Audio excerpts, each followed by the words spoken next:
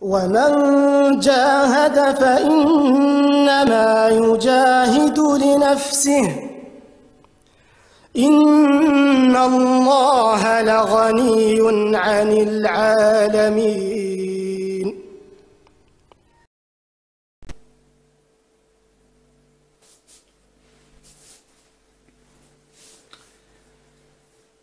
Salam alaikum à tous mes frères et sœurs en islam et belle journée à tous mes frères et sœurs en humanité. Donc mes frères et sœurs, je suis très heureux de vous retrouver aujourd'hui pour la 29e vidéo de ma série Mes écrits sur l'islam. Donc comme d'habitude, je vais vous lire et commenter un texte extrait de mon livre Je vous embrasse d'amour, composé donc d'écrits poétiques, politiques et philosophiques sur l'islam, agrémenté de versets du Coran. Donc aujourd'hui le texte que je vais vous lire et commenter s'appelle donc Je suis musulman et j'appelle à l'union des musulmans. Donc je vous lis déjà ce texte et puis après je vais le commenter. Alors, je suis musulman et j'appelle à l'union des musulmans. Salam alaikum, la paix sur vous. Je vous le dis mes frères et sœurs, l'islam en tant que dernière révélation doit contribuer à établir sur terre un monde de paix, de justice et d'amour pour nous et nos enfants, Inch'Allah. Mais Shaitan, maudit soit-il, rigole. Et les enfants, les femmes et les hommes meurent en Syrie, Irak, Yémen, Birmanie, Chine, Palestine et ailleurs. Car nous désobéissons à Allah et au prophète sallallahu alayhi wa sallam en étant divisés. Puisque nous nous définissons en tant que sunnites ou chiites, alors qu'Allah dans le Coran et le prophète sallallahu alayhi wa sallam nous appellent musulmans. Donc, je vous conseille, mes sœurs et frères, d'enlever vos étiquettes, si vous en avez, et de dire « Je suis musulman et j'appelle à l'union des musulmans ». Love Action, United People Islamic Union, paix, shalom, salam, pêche, alom, alam, Stéphane Amari. Donc maintenant, je vais vous lire le verset que j'ai mis à la suite de ce texte. « Et luttez pour Allah avec tout l'effort qu'il mérite, c'est lui qui vous a élu et il ne vous a imposé aucune gêne dans la religion. Celle de votre père Abraham, lequel vous a déjà nommé musulman, avant ce livre et dans ce livre, afin que le messager soit témoin contre vous et que vous soyez vous-même témoin contre les gens. Accomplissez donc la salat, acquittez la zakat, et attachez-vous fortement à Allah, c'est lui votre maître, quel excellent maître et quel excellent soutien. » Coran, Surat Al-Hajj, verset 78. Donc voilà mes frères et sœurs, ce texte sur l'union, l'appel à l'union que je tenais à faire. Alors j'en ai déjà parlé dans plusieurs vidéos, on se rend compte aujourd'hui, on est 1,5 milliard à 2 milliards de musulmans, et on n'a aucune incidence sur la marche du monde. Au contraire, les musulmans sont souvent oppressés ou oppresseurs, opprimés ou oppresseurs, pardon. Donc tout ça, il faut que ça change. Mais pour que ça change, il faut qu'on s'unisse. Et la grosse difficulté à l'heure actuelle, c'est que nous sommes divisés, puisque, alors je ne parle même pas des autres sectes, salafis, takfiristes, etc. Je parle déjà des deux divisions principales de l'islam qui datent après la mort du prophète sallallahu alayhi wa sallam, c'est-à-dire la division sunnite ou chiite. Alors c'est vrai que chacun a tendance, par rapport aux l'aîné, à suivre certains savants, etc., qui tiennent à cette division, puisque ça leur permet d'asseoir leur pouvoir sur les fidèles.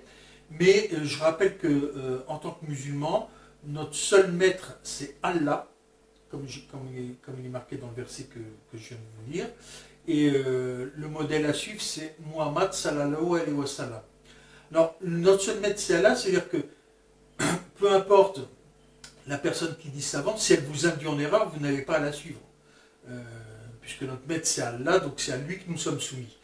Et notre exemple, c'est Muhammad sallallahu alayhi wa sallam, qui était une personne incorruptible, puisqu'on lui a proposé au début de l'islam de se taire en échange du pouvoir, de la richesse, etc. Et il a dit dans un verset, donc si vous mettez le soleil dans ma main droite et la lune dans ma main gauche ou l'inverse, je choisirais toujours la religion d'Allah. Donc c'est quelqu'un d'incorruptible. C'est ce que nous devons être incorruptibles. Pourquoi? Parce qu'on le sait en tant que musulmans, la vie sur terre n'est qu'un passage. On travaille pour l'au-delà. Donc c'est ça vraiment qu'on doit faire, c'est être incorruptible, travailler à l'union des musulmans. Donc je vous le dis mes frères et sœurs, vous êtes peut-être nés en Iran, vous avez l'étiquette chiite, vous êtes peut-être nés en Occident, vous avez l'étiquette sunnite. Je vous le dis mes frères et sœurs, ça ne doit pas exister. Nous sommes musulmans comme nous appelle Allah dans le Coran. Donc on doit suivre le Coran et la Sunna, mais on s'appelle musulmans. On ne s'appelle pas musulman sunnite ou musulman chiite. Une fois que ça sera fait, déjà on aura fait un grand pas. Et on doit travailler à l'union des musulmans, c'est-à-dire qu'on doit être clément et miséricordieux, comme il était le prophète sallallahu alayhi wa sallam, qui malgré qu'il ait des ennemis, leur a pardonné. C'est-à-dire que quand il a conquis la Mecque, il a même pardonné à la femme qui a mangé le foie de son oncle Hamza, donc c'est dire le niveau de clémence et de miséricorde du prophète sallallahu alayhi wa sallam. Et une fois qu'on aura dans notre cœur cet amour d'Allah et cet amour du prophète sallallahu alayhi wa sallam, et qu'on travaillera vraiment à l'union des musulmans, les musulmans vont s'unir, et là nous allons pouvoir établir la paix, la justice et l'amour sur terre. Tant que ça ne sera pas fait, le monde musulman sera divisé, les musulmans seront dans les pays musulmans dirigés par des despotes. L'exemple, hein, enfin, je ne vais pas m'étaler là-dessus, tout le monde peut changer, et j'espère qu'ils changeront. Vous avez en Égypte, Sisi qui est un dictateur, qui a remplacé Morsi, qui est mort en prison, qu'on a empoisonné. Alors vous avez en Algérie, bon, on ne sait plus trop bien qui est au pouvoir, mais la seule chose que je vois, moi, c'est que c'est des pouvoirs corrompus, puisque vous avez par exemple la Chine qui opprime nos frères et sœurs en les mettant dans des camps, les Ouïghours, et non, en Algérie, il n'y a pas de problème, on fait travailler les Chinois, la grande mosquée d'Alger a été construite par des Chinois, donc tout ça, ça doit cesser. Mais ça ne cessera, je vous dis, que quand on obéira à Allah, c'est-à-dire que quand on travaillera, chacun de nous, à l'union des musulmans, sans tenir compte des dirigeants, etc.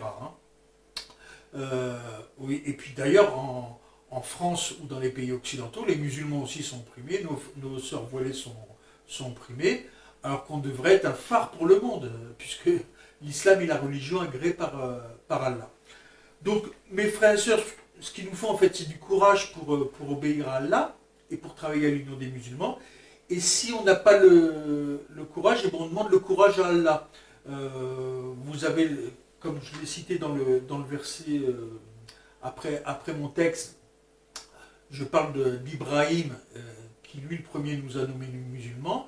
Ibrahim avait une invocation, c'était Hasbi Allah, ou animal wakil, c'est-à-dire Allah me suffit, il est mon meilleur garant, qu'on a voulu jeter dans le feu.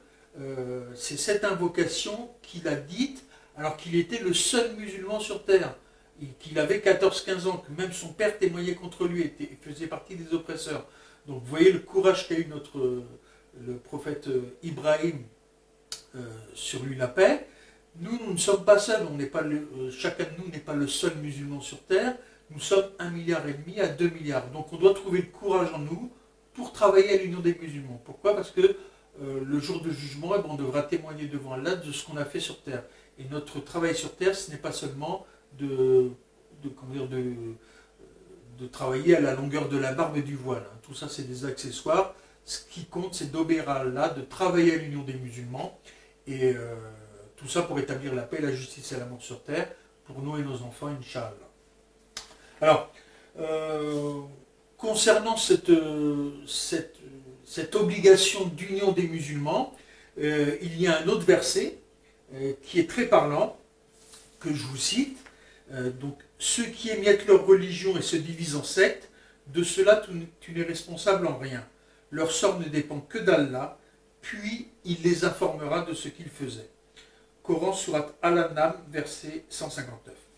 Donc voilà mes frères et sœurs, j'espère que cet appel à l'union des musulmans portera ses fruits et que les musulmans pourraient être un phare pour le monde et pourront mettre fin à ce, comment dire, ce système illumination capitalo-sioniste qui opprime les hommes et qui détruit la planète, puisque l'islam n'a pas été révélé pour rien. Allah, comme je l'ai dit dans d'autres vidéos, nous a donné le libre arbitre, mais il ne nous abandonne pas notre sort, puisqu'il a fait descendre le Coran sur le prophète Muhammad sallallahu alayhi wa sallam. Donc, étudions le Coran, appliquons le Coran, et suivons l'exemple de Muhammad sallallahu alayhi wa sallam, qui à son époque, avec les faibles moyens qu'il avait, mais il avait des faibles moyens financiers et matériels, mais par contre les compagnons et le prophète sallallahu alayhi wa sallam avaient l'amour d'Allah, donc ils ont pu unir les musulmans, et après ils ont toute l'apogée du monde musulman jusqu'à Andalous. Et après, comme les musulmans ont commencé à se diviser, ben, on a assisté à la chute de l'islam. C'est pour ça qu'aujourd'hui les mécréants dirigent la terre avec la permission d'Allah, mais tout ça peut changer si nous nous réformons, comme il est dit dans un autre verset. Donc moi j'y crois fortement, donc mes frères et sœurs, croyez-y aussi, et travaillez en l'union des musulmans, et nous pourrons apporter à nos enfants un monde de paix, de justice et d'amour, Inch'Allah.